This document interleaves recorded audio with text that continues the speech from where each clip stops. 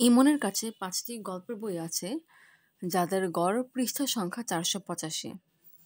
সে আরও 2টি বই কিনল যাদের পৃষ্ঠা সংখ্যা যথাক্রমে 380 ও 665। সে একদিনে সর্বোচ্চ 25টি পৃষ্ঠা পড়তে পারলে সবগুলো বই পড়ে শেষ করতে তার সর্বনিম্ন কত দিন সময় লাগবে? শুরুতে বলেছে ইমন 5টি গল্পের বই কিনেছে, মানে ইমনের কাছে 5টি গল্পের বই আছে যাদের গড় পৃষ্ঠা সংখ্যা হচ্ছে 485।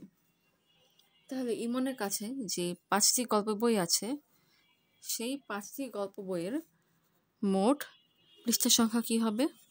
5 গুণ 485 সমান সমান 2425। সে যে আরও 2টা বই কিনলো তাদের পৃষ্ঠা সংখ্যা হচ্ছে 380 ও 665। তাহলে তার কাছে যে টোটাল 60টা বই আছে সে 60টা বইয়ের টোটাল পৃষ্ঠা সংখ্যা হবে 2425 প্লাস 380 প্লাস 665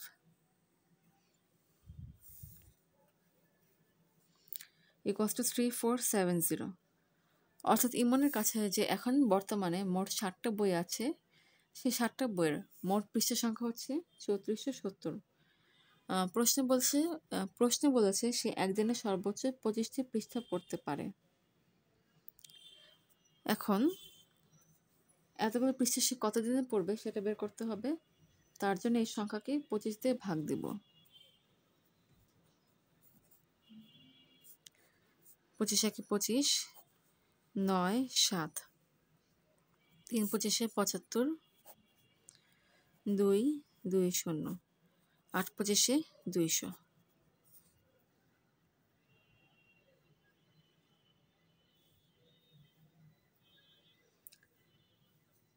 খেয়াল করো এখানে অবশিষ্ট আছে 20। এটা হচ্ছে 20টা পৃষ্ঠা, কারণ এটা ছিল হচ্ছে পৃষ্ঠা সংখ্যা এবং এখান থেকে এই অবশিষ্ট পাওয়া গিয়েছে, তাই এটা হচ্ছে অবশিষ্ট পৃষ্ঠার সংখ্যা।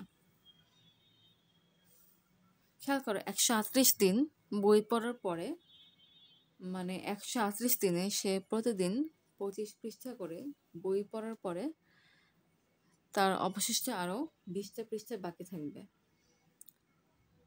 অর্থাৎ এই 20টা পৃষ্ঠা পড়ার জন্য তার আরও অতিরিক্ত একদিন সময় লাগবে। তাহলে এতগুলো পৃষ্ঠা শেষ করার জন্য তার মোট সময় লাগবে 138 প্লাস 1 সমান সমান 139 দিন।